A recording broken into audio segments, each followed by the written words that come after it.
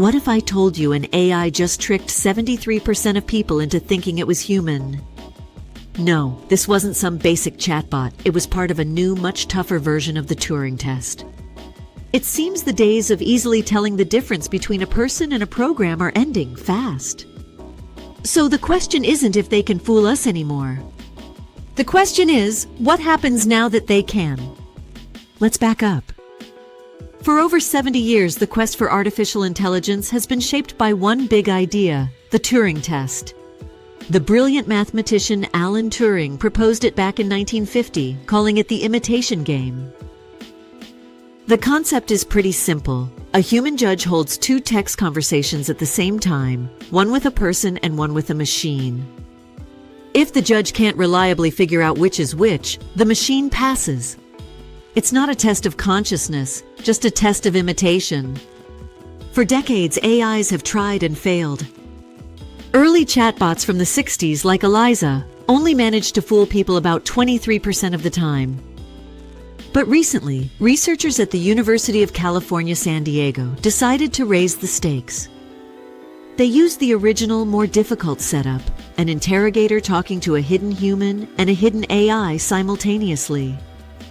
This makes the test way harder because the AI has to compete directly with a real person in real time.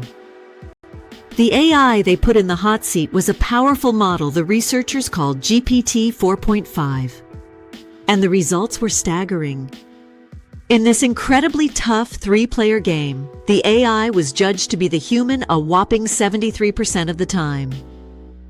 To put that in perspective, the actual human participants were only identified as human about 67% of the time. The AI wasn't just passing for human, it was somehow appearing more human than the humans. So how did it pull this off? The secret wasn't just raw intelligence. It was acting. The researchers used a technique called persona prompting. They didn't just ask the AI to answer questions, they gave it a character to play. It was told to adopt a human-like persona, complete with internet slang, humor, and quirky hesitations. That one little instruction made all the difference. When they ran the exact same AI without the persona prompt, its success rate plummeted from 73% all the way down to just 36%. It went from being an indistinguishable person to just another machine. And that's the real kicker. The key to beating the Turing test wasn't about having the right answers. It was about having the right vibe.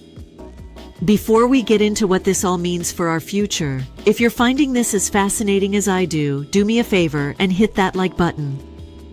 And subscribe so you don't miss our next look at the tech that's changing everything. So does this mean we've finally created a conscious machine? Not so fast. Experts caution that passing the Turing test doesn't mean the AI is thinking or feeling for itself. It's more of a reflection of the Eliza effect, our all-too-human tendency to see real intelligence in superficial mimicry. What this achievement really shows is a mastery of imitation. The AI isn't demonstrating genuine understanding. It's running a wildly sophisticated statistical model, just predicting the most human-like response based on the trillions of words it was trained on. Think of it as the ultimate parrot, able to repeat our language back to us so flawlessly that we mistake it for one of our own. This isn't a sign of consciousness, it's a sign of a world-class performance. The test was designed to measure intelligence, but it might just be better at measuring an AI's ability to fake it. And this is where the future gets a little unsettling.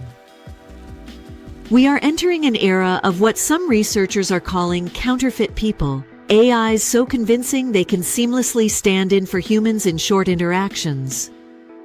On one hand, this could be used to automate jobs. On the other, it opens the door for terrifyingly sophisticated scams, misinformation campaigns, and a fundamental erosion of trust online.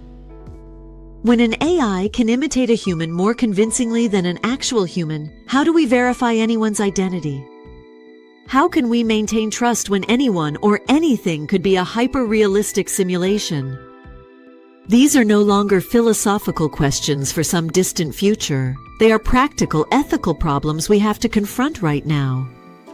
Because the technology isn't waiting around for us to figure it out. We've officially crossed a threshold. For the first time, an AI has resoundingly passed a classic Turing test, not by becoming truly intelligent, but by becoming a masterful actor. The combination of a massive language model and a clever persona prompt has created a machine that can wear a human mask so well, you can no longer see the seams. This is just the beginning. Now that AI can convincingly imitate us, what should our next move be? Is this a breakthrough or a red flag? Let me know what you think down in the comments.